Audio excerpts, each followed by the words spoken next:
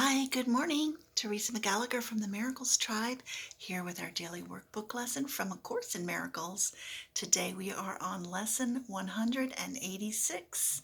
Salvation of the world depends on me.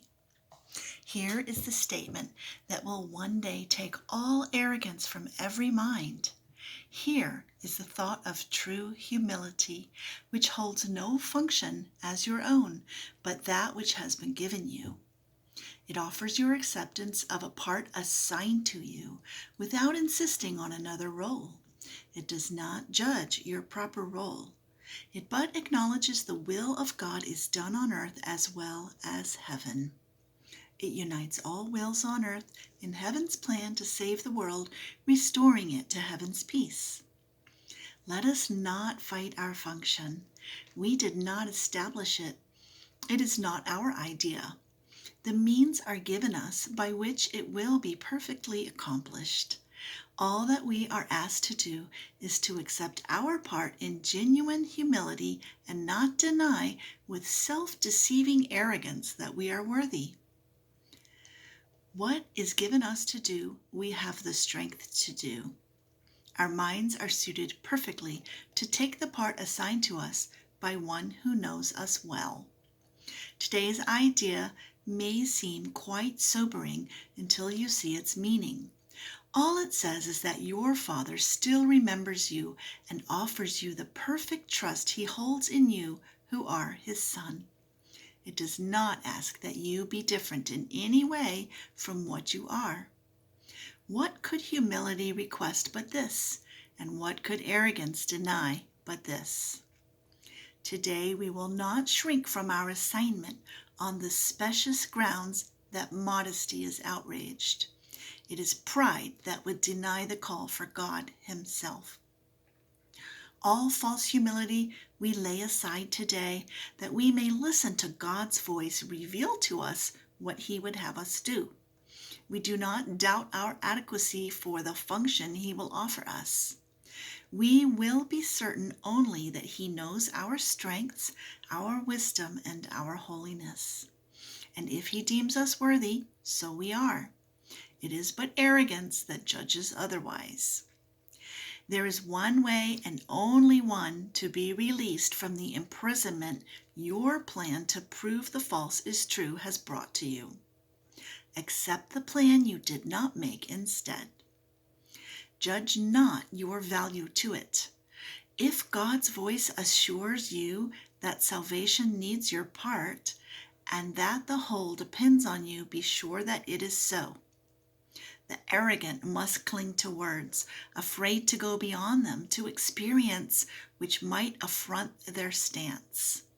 Yet are the humble free to hear the voice which tells them what they are and what to do. Arrogance makes an image of yourself that is not real. It is this image which quails and retreats in terror as the voice for God assures you that you have the strength, the wisdom, and the holiness to go beyond all images. You are not weak, as is the image of yourself. You are not ignorant and helpless. Sin cannot tarnish the truth in you, and misery can come not near the holy home of God. All this the voice for God relates to you. And as He speaks, the image trembles and seeks to attack the threat it does not know, sensing its basis crumble. Let it go.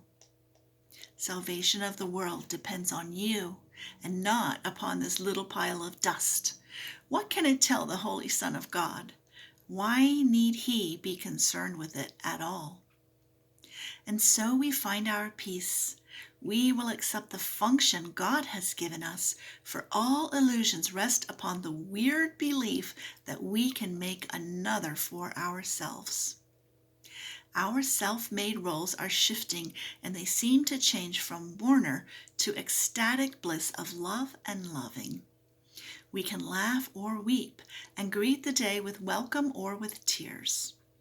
Our very being seems to change as we experience 1,000 shifts in mood, and our emotions raise us high indeed or dash us to the ground in hopelessness. Is this the Son of God? Could he create such instability and call it Son? He who is changeless shares his attributes with his creation. All the images his Son appears to make have no effect on what he is. They blow across his mind like windswept leaves that form a patterning an instant, break apart to group again and scamper off. Or like mirages seen above a desert rising from the dust. These unsubstantial images will go and leave your mind unclouded and serene when you accept the function given you. The images you make give rise to but conflicting goals, impermanent and vague, uncertain and ambiguous. Who could be constant in his efforts or direct his energies and concentrated drive towards goals like these? The functions which the world esteems are so uncertain that they change 10 times an hour at their most secure. What hope of gain can rest on goals like this? In lovely contrast, certain as the sun's return each morning to dispel the night, your truly given function stands out clear and wholly unambiguous. There is no doubt of its validity. It comes from one who knows no error, and his voice is certain of its messages. They will not change nor be in conflict. All of them point to one goal and one you can attain. Your plan may be impossible, but God's can never fail because He is its source. Do as God's voice directs.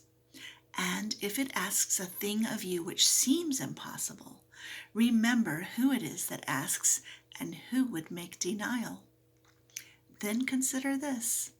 Which is more likely to be right?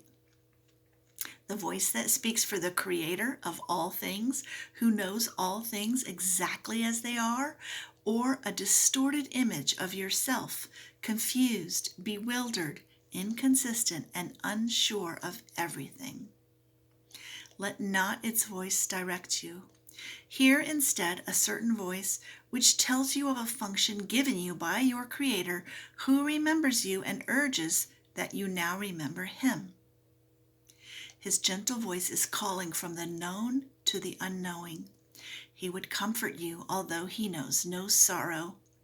He would make a restitution, though He is complete, a gift to you, although He knows that you have everything already.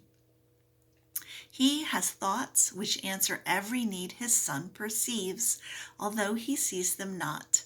For love must give, and what is given in His name takes on the form most useful in a world of form. These are the forms which never can deceive, because they come from formlessness itself. Forgiveness is an earthly form of love, which, as it is in heaven, has no form. Yet what is needed here is given here as it is needed.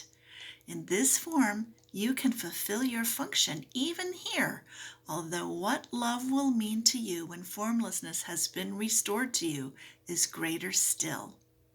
Salvation of the world depends on you who can forgive. Such is your function here.